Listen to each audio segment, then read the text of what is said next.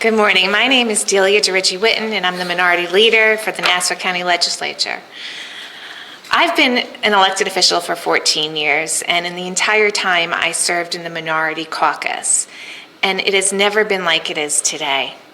County Executive Blakeman has politicized every issue, from the most basic of water to first responders to getting funding for really basic needs that were never honestly a problem in the past. Every single thing has become a fight, and that's why we're here today. For years, Nassau County operated in a bipartisan understanding that there were more unites us than divides us. And those subjects are the ones that we are here to discuss today. They're issues that honestly I don't think we should have to fight about, but we do under this administration. By using fear to control and dominate, this county executive has put us in a place, again, that we have not been in before. And we are here to explain that after numerous times, we have not had any response to our request to negotiate and basically come up with a capital plan that we all can agree on. We want to move forward as a legislature, as a caucus. We're not that far off, honestly. But again, the refusal to meet, the refusal to acknowledge is really become a problem, and it's something I've never seen before. So it's my pleasure to stand here with my colleagues, and at this point, I'd like to introduce Legislator Seth Kozlow.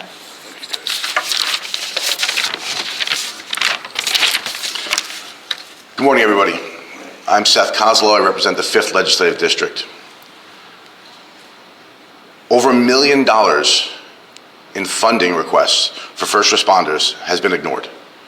Over $1 million in funding for CPR equipment, turnout gear for firefighters when they run into a burning building, communication upgrades for our local police departments, requests for money that were made and approved under previous capital plans.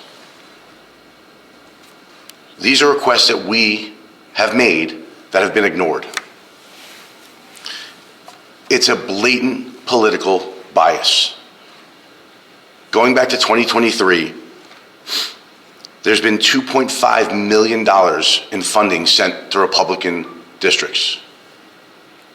There have been 31 grants approved for Republican represented districts. There have been 0 approved for Democratic-led districts. This money was already approved by prior administrations under prior capital plans. What other reason besides petty politics could there be for not approving these requests for money? There's no such thing as Democratic or Republican fires or Republican or Democratic heart attacks. When our first responders run into buildings, we want them prepared to help us. That's our job. That's what we're required to do, and that's what governance is about. We've tried time and time again to negotiate with Bruce Blakeman and the administration to make sure that our districts get what they deserve. Because he won't respond, and because we can't believe him, we've taken the unprecedented step of proposing a written agreement, a contract with the administration that can be enforced by a court of law to make sure that we get our funding and that we have regular, routine updates on the projects that are being proposed. This step is unprecedented because we should be able to work with the administration. That's how our government works, but not under Bruce Blakeman. We shouldn't have to do this. And as a first-term legislator, I was hopeful that the administration would represent people throughout Nassau County. Well, fool me once, shame on you. Fool me twice, shame on me. I cannot and I will not support this capital plan unless I know that all of us in Nassau County will get the funding we deserve, especially for our first responders. And with that, I'd like to introduce my friend and colleague, Legislator Scott Davis. Good morning. We're here today to address a fundamental issue of fairness. We're here today to talk about equality and equal access to the financial resources of Nassau County. The county executive's track record on this issue is abysmal. The flow of money has gone in one direction, and that is in the direction of Republican districts. And this inequality has shown itself even to issues as basic as clean water. And this has shown up in what happened in the village of Hempstead. In January of 2024, the county executive allocated $15 million to the legislature for legislative initiatives. And when we were made aware of this money, we made a request that some of these resources be allocated to Hempstead to help upgrade their water filtration system to eliminate suspected emerging contaminants. Our request was ignored, and it was ignored for over 9 months. In the interim, 3 Republican legislators requested funding for their water districts, and they received that funding to the tune of $2 million.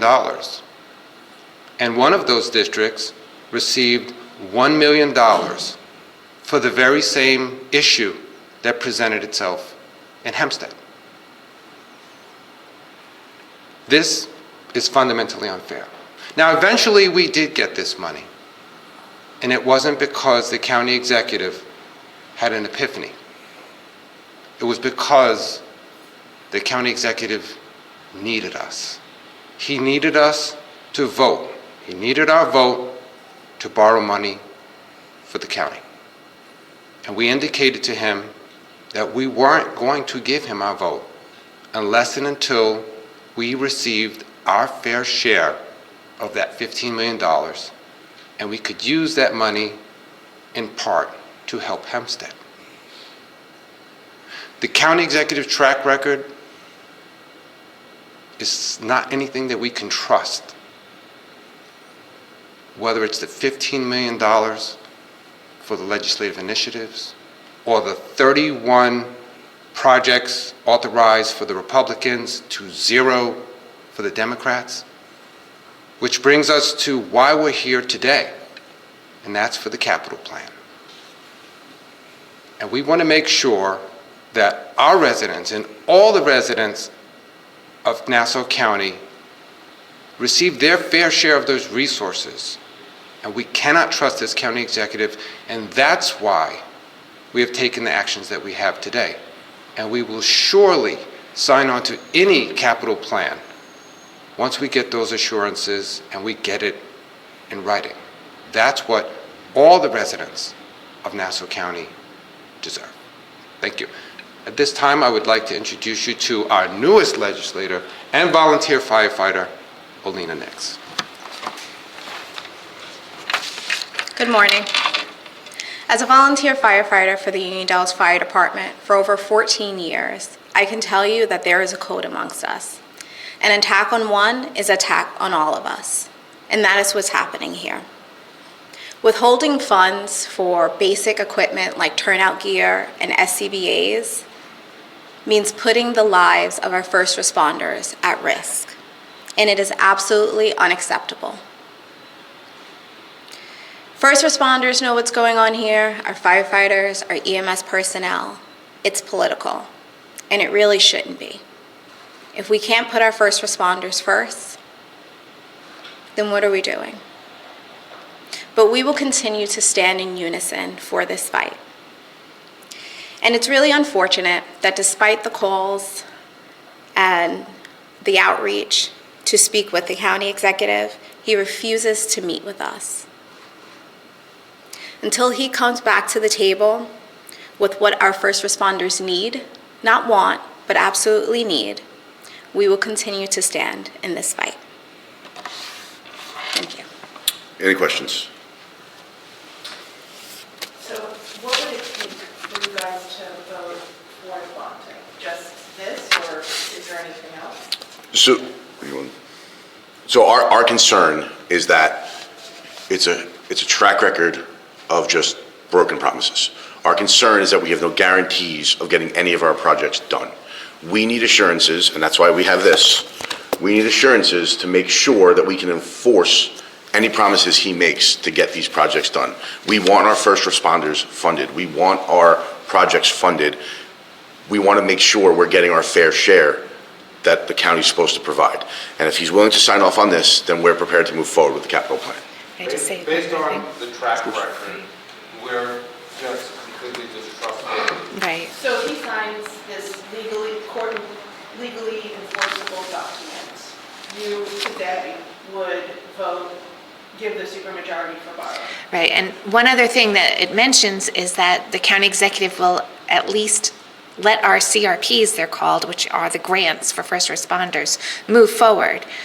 A number of them are just sitting on his desk in his office. They haven't even gotten past him okaying it, which is part of the process. And they've been sitting there for 2 or 3 years. So we need his guarantee, which is also a big part of this, that he will not be delaying this money for first responders any further.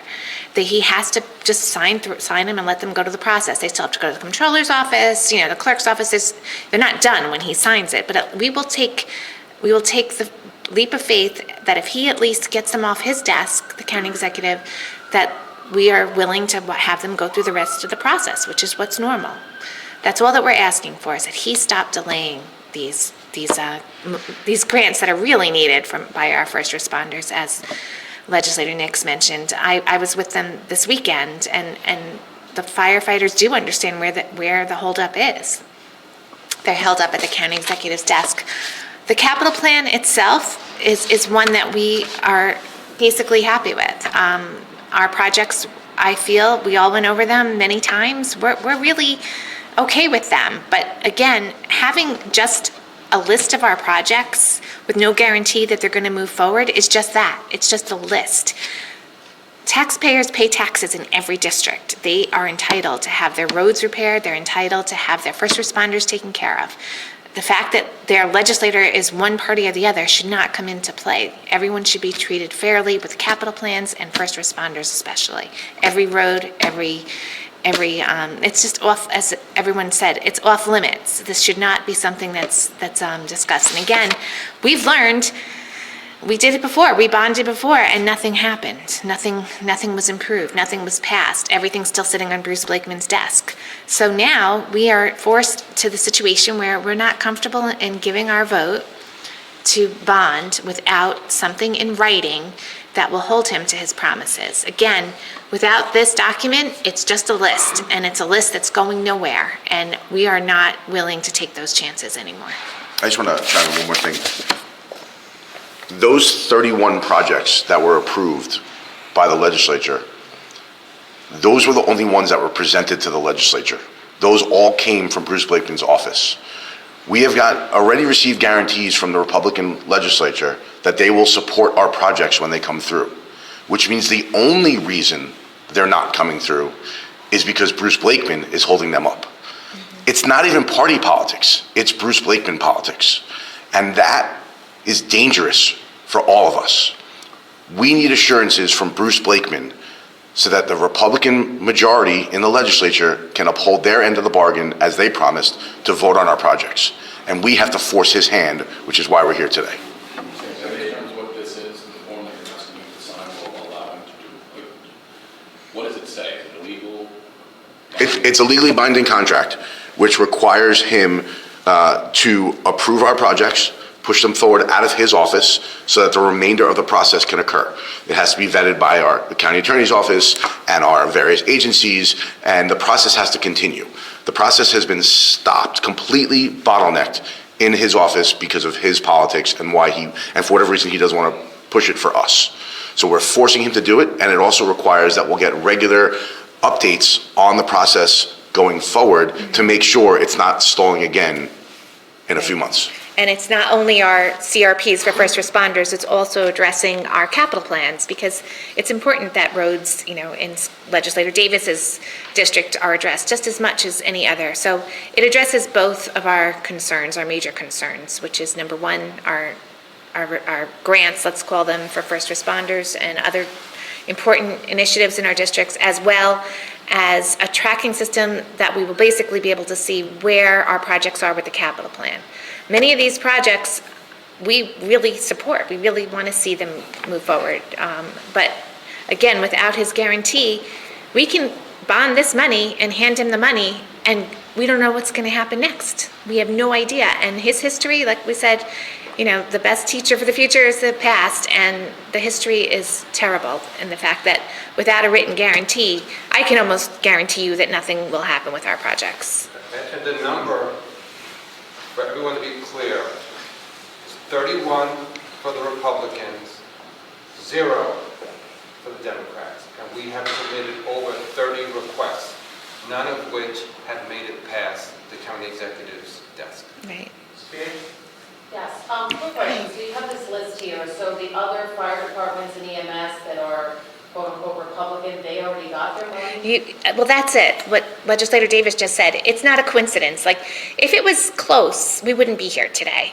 And again, I've been here for a long time. It was never like this. Maybe it would be slightly more granted for the party that the county executive, maybe a very minor amount, but this is unbelievable. I think it's actually 34. I think we're up to 34 to 0. Like, it's not even, there's no way you can tell me that is a coincidence. There's just no way. So that's why we're here. This is unprecedented, and it's so unfair, not only to us as legislators, but to every taxpayer in Nassau County. And someone who represents the entire county, that's what I never understood. The county executive represents all of Nassau County, not just those that have Republican legislators. I mean, even my district, it's very close Republican Democrat. So it's just absurd to me that he has decided not to support a district just because they happen to have a legislator who caucuses with the Democratic caucus. And what is this, like, are these for fire trucks, are they for? Yeah, we have a good list, if you need it. If you saw the condition of the turnout gear in Glen Cove right now, it's embarrassing. Same thing with Port Washington. They're tattered, and when in the past, they would ask me for a grant. These requests come from the first responders, by the way. I don't know what they need. I ask them, as do the other legislators. They give us a list of what they want. These are requests from them. So I put in for them. I have the money for them, and it's a process. And I've never seen, even under the prior Republican county executive, Ed Mangano would always sign off on them and push them along. I had no problems with Ed Mangano doing it that way. However, Bruce Blakeman, who's following in his footsteps, is not doing it. So prior Republican county executives had no problem with it. What are the consequences if he were to sign this and then, let's say, ignore it? Well, it's a legally enforceable contract, so we would then have to take him to court, spending more money of the county's taxpayer dollars to enforce this contract and make sure he does his end of the bargain. And then any other civil penalties could be considered. We're hoping we never get to that. We shouldn't even have to be at this point right now that we have to sign a contract to have the administration do their job. Again, we're not negotiating these funds. These funds are there already. They were already approved. It's not even a negotiation. It's literally just passing it along. And the fact that we're even at this point is a problem. Well, that is a unique situation where we don't pay firefighters, we're all volunteers. So this money is being earmarked at these specific departments for Equipment. For turnout gear, for SCBA's, and a lot of their equipment to begin with has expiration dates. There is an expiration period. So the fact that we are still sending them into burning buildings and they are putting their lives on the line for free in old equipment that needs to be replaced is very scary. It's life or death. I mean, I couldn't imagine running into a burning building, let alone running into a burning building knowing that the jacket I'm wearing, designed to protect me, has passed its useful life, is falling apart, and I can't get more because I'm represented by a Democrat. It's terrifying. You're talking about local politics. This is what really matters. It's getting money to our first responders so that they can save our lives when we're in trouble. We have to protect them so they can protect us. And just one final note, and this is sort of in the weeds, I get it, but there is a computer system set up which shows us where these grants are. You can look at it and see where they are. They're all on Bruce Blakeman's desk. So part of our agreement is that they follow up with that computer program so that we can trace where they are and we can make sure they get out of the county. I mean, honestly, as an elected official, I feel terrible about this because I wouldn't have even told them I will get them the money or I will put in for it if I knew that there was going to be a 3-year delay from our county executive just because he doesn't like the party their legislator's affiliated with. It's something that is a moral issue. It's beyond politics, and I know I'm angry about it, and I know they are. I just spent the weekend with many of them, and they all know. They know where the money is, just as we can track it in this program. So that's another component of this. We need reassurances. We can't trust anymore. And just to be clear, this agreement pertains to all 19 districts. We're not just saying our districts. It specifically says updates to all 19 legislative districts. Yeah. So we're looking out for all of Nassau County, not just our districts. We want it to be fair and balanced for all of us, which is how the government should work. Okay? I didn't sign it yet. He's got to sign first. And those 31 projects, that's over 3 years, you said? Well, yes, since County Executive Bruce Blakeman came into office, it's been like that date was the cutoff. It just stopped. I was, of course, getting them under Laura Kern and as well as Edmund Gano since I've been a legislator. It always took a little bit of time to get through the process, which everyone understands. But we were talking about maybe, it has to go through the process, maybe like a year and a half to go through the process. And we're fine with that. But the fact that they're stopped right at the point 1 of his desk is the real issue we're having. Because now we're, even if we have to wait another 6 months to another year, unfortunately, that's probably what is necessary. But this unnecessary delay is what we're upset about. And what are you hoping if he signs it, how fast are you hoping to? Well, the problem is, another problem, I've never had such, unprofessional response. I have sent text messages, we have made phone calls. We actually went back and took a list of how many emails we have. And Seth will go over that now. February 2025, we sent an email requesting a meeting prior to the emergency vote on the plan, and there was no response. On March 5th, 2025, we sent an email requesting an answer to bond questions that we sent in February. We received a response about 3 weeks later. On February 17th, 2025, we sent an email regarding a request for a meeting. There was no response. On March 18th, we sent a follow-up email requesting to answer bond questions with new additional questions that was answered about a week later. March 20th, 2025, we sent an email in the morning regarding a request for a meeting, and there was no response at all. We sent another email that same day, March 20th, as a follow-up requesting a meeting with a draft agreement, and there was no response. We are trying to get answers, we are trying to make this work, and we are getting no response. I'm going to just add one last thing, and then when we met with the county executive, which was, I believe it was the beginning of the year, it was his suggestion, I'll sign something. And that's what made us click, maybe we do have to go to that step. So we're basically just presenting him with something that he recommended. So again, we want to move forward. We want to help the unions. We want to help the jobs. We want to move forward. However, we need him to come to doing what he had suggested in the meeting. And on top of these emails and everything, I personally, as the minority leader, have reached out to him, and that is really basically rude to not even respond. So that's where we are. Hi, Roxy. What if he doesn't sign it? Then we're not going to give him the vote he needs to get bonding. He needs one vote from our side at least. One vote from us. And that really is the issue here. We have one card to play, and that card is our vote.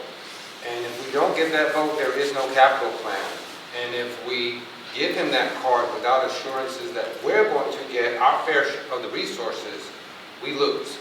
So that's why we're here today, to ensure that we do get our fair share of the resources by holding our vote until we get assurances that we will get what we want. And when is that vote?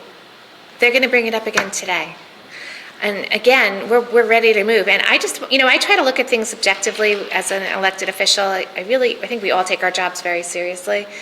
Looking at what we've been through and the broken promises, I can't see how anyone would question why we don't want something in a guarantee. And I think not getting a guarantee is honestly, it's a betrayal to our constituents. And that's why we're very serious about it.